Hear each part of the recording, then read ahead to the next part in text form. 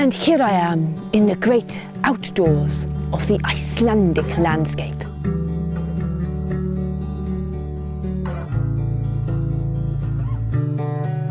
Searching for the hidden people. I'm Sam, and I've been challenged by my good friend Chantel to find the legendary Icelandic hidden people. Join me as I search the mythical landscape of Iceland to discover whether they are a touristic story or a heartfelt belief passed down by generations. So come with me whilst I battle the elements on this very tiresome journey in search of Huldufolk, the hidden people.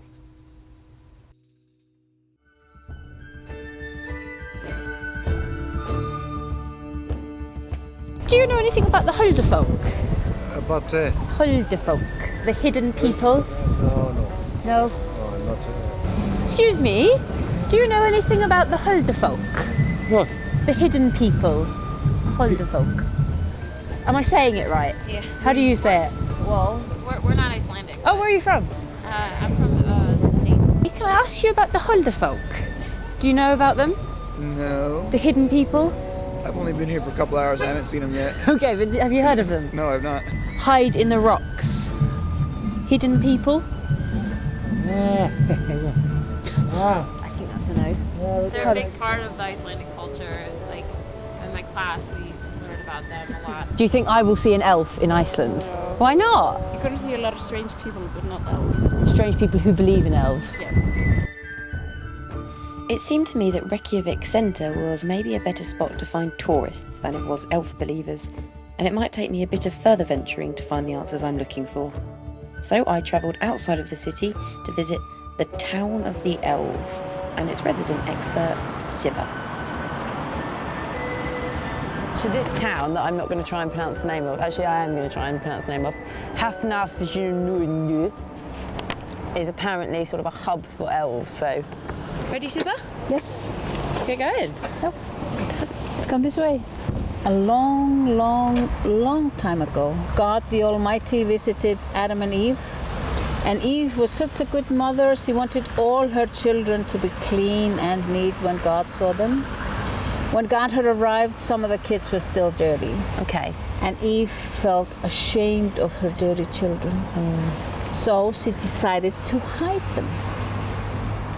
When God had visited, he said, "Do you have any more kids?" No. But of course God knew, and he said, "What's hidden to me shall be hidden to humans." And these children became invisible and started to live in rocks and hills. So they became the hidden people? Yeah. Because of Eve? No. Oh, No. it's a bit sad. Well, now I know where the hidden people came from and why they're hidden. But are they just the same as Christmas elves? Chantal's arranged for me to go to the elf school. Elves can be from 5 to 8 centimeters, the smallest ones. That is flower elves. 8, 10, 12, 15, 20. Forest elves, tree elves. And the biggest is house elves, 70 or 80 centimeters, the biggest ones. Then Icelanders have a very good speciality. They have the hidden people, which is totally human-sized, human-looking, human body and human everything. Let's come down here so we can get to the cave. Is the cave quite well known? Yes. Famous cave. We're not going inside the cave, are we, Sibba? Pardon me? We're not going inside the cave, are If we? you can, if you want to. There was a girl from Spain that was on my tour a couple of years ago. And she really wanted to see the elves, so she decided to crawl in there. Before too long, she shouted that she was seeing eyes. Really? Yeah. She came back out and she was quite shaken, so I knew she had seen something. Yeah. So we were all just staring at the cave when a cat comes wiggling out. Very happy with all the attention. So that was no elf. No elf. Sibba's stories were great to listen to, but I feel I haven't really got many facts about the Huldufolk and why Icelanders are so captivated by them. Which is what led me to Terry Gunnell, a professor of folklore at the University of Iceland. Well, in the case of the Huldufolk, you've got, first of all, legends. So they'll come up in stories about the hidden people, which go right back to the Viking times. So we'll look at the development of the stories, we'll look at the development of the beliefs. It's not as if they see little people hopping around rocks in ballet tutus with pointy ears shooting arrows at people. For them, there's a sense of the landscape being very alive. And if you go and stand in a hot spring area, like Geyser, for example, the land speaks to you. It's alive. So many years ago, a lady called Margaret was here. She heard a child cry and she thought to herself, oh, some kid has wandered away from home and is lost in the park. She started looking for the child, but she couldn't see anybody. So she started listening more carefully. Where is this crying coming from? She came to this rock and she heard the crying was coming from inside the rock. Wow. While she was standing here, she also heard somebody was going, shh, shh, trying to soothe the child. Oh. And after a while, the crying did stop. And Margaret went home and told her friends and family what she had experienced.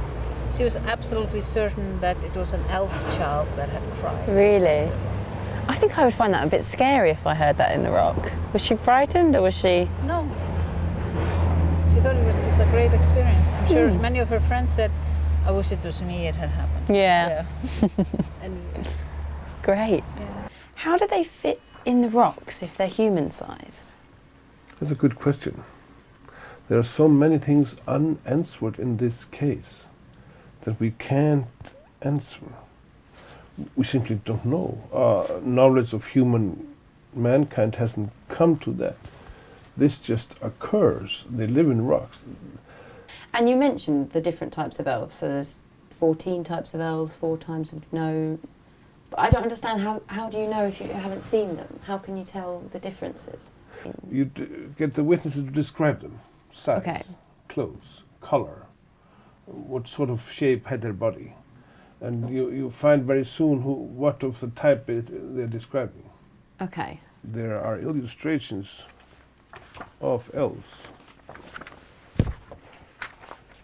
Here is the real elves, and here is hidden people. And then we have gnomes, fairies, dwarves, mountain spirits, and trolls, and a variety of others. Icelanders call all these flora elves. Mm-hmm. But they just normally mean hidden people and elves. These beliefs, for them, to my mind, is more of a sort of personification of a landscape, and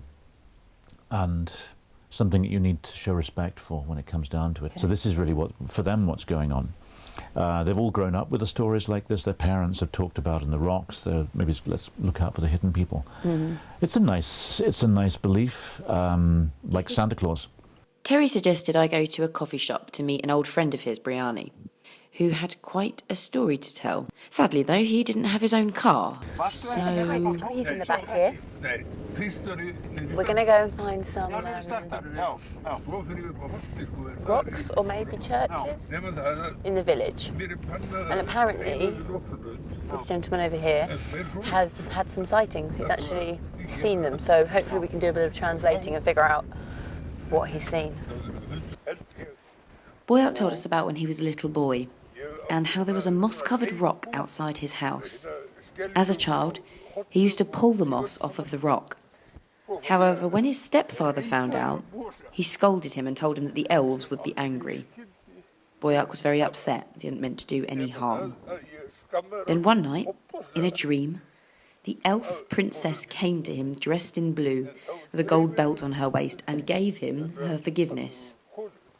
He said that since then, the elves have watched over him like guardians. It was a great story, and Boyack got pretty emotional about it. The only thing is, I don't know how much of that was to do with the Coca-Cola he was drinking. Elves and hidden people have been part of the Icelandic culture for these 12 centuries since the Vikings came here from Norway. The figures to do with elf belief or Huldufolk belief are basically, it's not 50% believe and 50% don't. It's nothing like as clear as that. Maybe 5% say they believe. That they believe certainly? Certainly. Okay. Maybe, and then 10%, only 10% will say they don't believe. And you have everybody else in the middle. Right. Somewhere, who are open to the idea that something might be there. If you ask, why do you believe in elves? Many, or most of the answers is something like this. Because my grandma told me when she was young, she met elf kids. And they played together. They were good friends. because my mother, father, uncle, niece, nephew, good friend, somebody that I fully trust, have had a personal experience of them. That's why I believe these stories are true. I'd say probably, in general, more women tend to be open to beliefs of this kind. More people who are less educated, and more people in the countryside. Otherwise, there's no huge difference between country and city either. There's no huge difference between the older people and the younger, Okay. or educated people and not. What do you think about people sort of making money out of the elf industry, like shops selling things? There isn't a whole lot. People complain often that there's not enough souvenirs about the elves. They Yes. actually want to see more? Yes, we don't import any cheap souvenirs about the elves from China. No. No. So it's not really, you don't think it's too commercialised? No. Thank you for walking with me. Thank you very much. You're welcome. I've enjoyed my tour.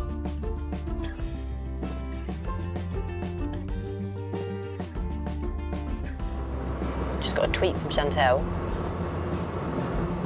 You're off to explore Iceland, get out the city. And that I can do.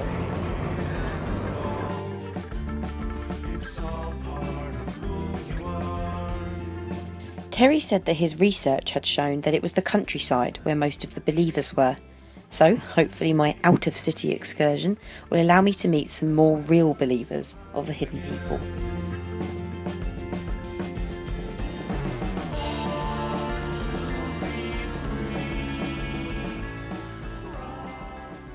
So I've just walked past this house and seen there's a big rock here with all these chalk-drawn drawings of elves and windows and doors. I'm going to hop inside and see if anyone can tell me a bit more about it. Hi! I've seen your rock out there with the drawings. Why are there drawings on the rock? Fyrir álfarna. For fairies. For the fairies? Yeah, of course. Is that the same as the Huldufolk? No, No. not really. And you believe in Huldufolk? Yes, I have to. You have to, Because I've seen them. because I have seen them. please tell me. I saw these two children was holding hands and going. And I looked at them for, I don't know how many minutes or how long time, but And how did you know that they weren't just... I didn't know. Were you scared? No, No? because I was so sure about it was children from the left. Wow. In the 20th century, we have stories about even about them driving our cars. Yeah? Yeah, we have. Oh, really? So how would we know? How would we know they were elves and not humans? Yeah, that's the question. Oh, I see. That's the So they question. could just be And, amongst us. Yeah. Therefore, I'm. But when people say, "Oh, there's elves," it's just a nonsense. No one sees elves today. But how could we know? You go every day to a supermarket. You meet thousands of people. Yeah. You know nothing about them. Maybe half of them are elves. And according to records, there are only 300,000 people in Iceland. 320,000, something like that. Yep. But our consuming is like we were 1 million. Okay. So where's there all can't the... be explanation. I like that. When you do look around and you see this natural world right on top of you, all the lights, all the earthquakes, everything, it is extreme, but then, I don't know, it is all quite extreme here, so it kind of fits. It makes me feel like the belief here is quite pure. Like it isn't there for tourists, it isn't there to brag about, boast about, it's just genuine. You just would never meet someone in London, go up to them, be like, do you believe in elves? And they'd say yes. There's a nice quote by Billy Connolly that he doesn't believe in God, but he believes in the people who do. As long as we keep them close to our hearts and remember the stories, they are with us. Maybe we all just need a bit of magic. Maybe we just want that. And I think maybe he's right. I enjoyed more speaking to the people who do believe than don't. So why not? Like, it's quite fun. This is the truth as we know it. You decide whether you believe it or not.